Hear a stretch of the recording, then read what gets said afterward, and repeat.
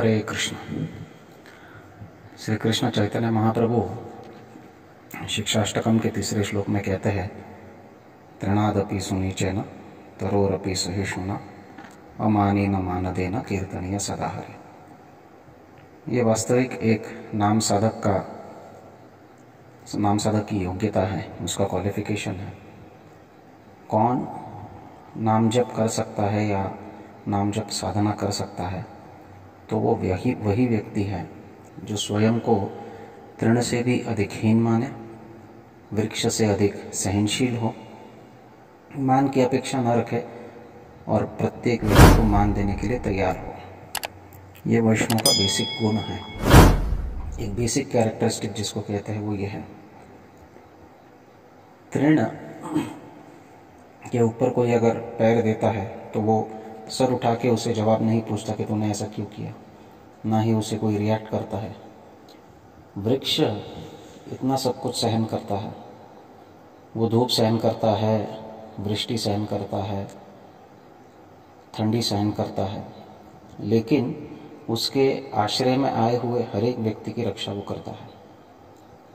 वो कभी पानी नहीं मांगता, उसे कोई काटे तो भी कोई उसको वो रिएक्ट नहीं करता, उसके ऊपर प्रतिक्रिया नहीं देता है, लेकिन अपने मीठे फल हर एक व्यक्ति को देने के लिए तत्पर होता है, छाव देने के लिए तत्पर होता है। ये सहिष्णुता की पराकाष्ठा है। वैष्णव इससे भी अधिक सहिष्णु होता है, वो तृण से भी अधिक नम्र होता है और वृक्ष से अधिक सहिष्णु होता है। वो कभी भी किसी से मान की अपेक्षा नहीं रखता और हर एक को मान देने के लिए तैयार होता है। जो उसे मान दे रहे हैं उसे भी वो मान देता है, जो उसका सम्मान नहीं करते हैं उसे भी वो मान देता है, जो उसका अपमान करता है उसे भी वो मान देता है। तो ये वैष्णव का एक अद्भुत गुण है और इस गुण के चलते वैष्णव सदैव पूजनीय है। जो भगवान का भजन करता है उसे मान सम्मान तो अपने आप में ली जाता है, परंतु उस मान की अपेक्षा न रखते हुए जो अपने भजन में रत रहे वही कीर्तनीय सदा हरि, सदैव कीर्तन कर सकता है। अब ये भाव हम स्वयं में विकसित कैसे करें? तो ठाकुर भक्ति विनोद इस श्लोक को विश्लेषण करते हुए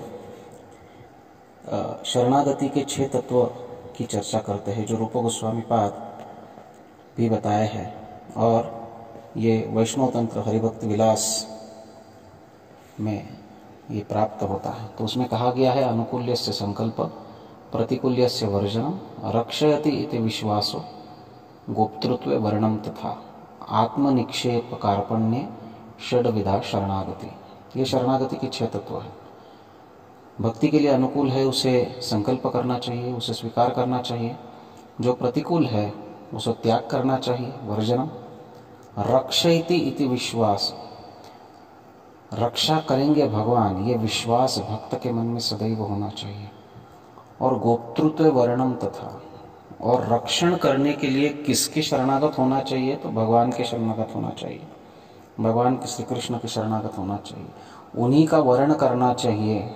हमारे रक्षण हेतु तो हमारे आश्रय के रूप में, हमारे संरक्षक के रूप में आत्मनिक्षेप और आत्मनिवेदन करना चाहिए और नम्रता के साथ आत्मनिवेदन करना चाहिए। इसे शरणागति के ये 6 तत्व है। तो ये बताते हुए ठाकुर भक्तिनाथ कहते हैं कि इसमें से गोप्तृत्व वर्ण जो है ये स्वरूप लक्षण है शरणागति का, और बाकी 5 जो है वो तटस्थ लक्षण है। तो स्वरूप लक्षण का अर्थ क्या होता है कि बिना गोप्तृत्व वर्ण भगवान या कृष्ण को अपने शरण्य के रूप में स्वीकार किए बिना शरणागति संभव ही नहीं है। तो ये सबसे महत्वपूर्ण इंग्रेडिएंट्स, स्वरूप लक्षण। बाकी न हो तो भी चलेगा, लेकिन स्वरूप लक्षण होना चाहिए। स्वरूप लक्षण नहीं हो तो तटस्थ लक्षण होकर भी उसे शरणागति नहीं कहा जाता है। तो गोप्तृत्व वर्ण भगवान ये स्वरूप लक्षण है। इसका अर्थ है कि जब तक हम भगवान के प्रति अनन्य भाव से शरणागत नहीं होंगे तब तक हम अपने आप में ये तृणादपि सुनीचेन तरोरपि सहिष्णुना, ये गुण विकसित नहीं कर सकते हैं। अमानेन मानदेन, ये गुण विकसित नहीं कर सकते हैं। जब तक हमारे हृदय में शरणागति की भावना नहीं होगी, जब तक हम पूरी तरह शरणागत नहीं होंगे, तब तक हम नम्र, सहिष्णु और अमानेन मानदेन नहीं हो सकते हैं। शरणागति बहुत आवश्यक है और शरणागति का सबसे महत्वपूर्ण तत्व है अनन्यश्चिन्तयन्तो माम। अनन्य रूप से भगवान की भक्ति करना या अनन्य रूप से भगवान को ही वर्ण करना, उनको ही चूज करना, उनका ही चयन करना अपने आश्रय के रूप में, अपने शरण्य के रूप में, ये सर्वप्रथम सीढ़ी है सदैव हरिनाम संकीर्तन करने के लिए। जब तक व्यक्ति ये नहीं करेगा तब तक कीर्तन या सदा हरि नहीं हो सकता है। हम अलग अलग रूप में अलग अलग व्यक्तियों के ऊपर अगर अपनी निर्भरता जताएंगे तो ये भगवान और भगवान की जो अंतरंगा शक्ति है वो ये कभी भी सहन नहीं कर सकते हैं। भगवान भगवद गीता में कहते हैं माम एक शरणं व्रज, स्थान स्थान पर बताया है कि केवल मेरी शरण आओ, अनन्यश्चिन्तयन्तो माम, केवल मेरा चिंतन करो। तो ये उनका आदेश, ये उनकी इच्छा है कि हम उनके प्रति एकनिष्ठ रहे। एक सती पतिव्रता स्त्री होती है, वो अपने पति के प्रति एकनिष्ठ होती है, वो अन्य पुरुषों की तरफ देखती भी नहीं, उनके बारे में विचार भी नहीं करती है। तो उसी प्रकार भगवान अपने भक्त से उस प्रकार के भाव की अपेक्षा करते हैं कि हम भगवान के प्रति, श्री कृष्ण के प्रति पूरी तरह समर्पित हो।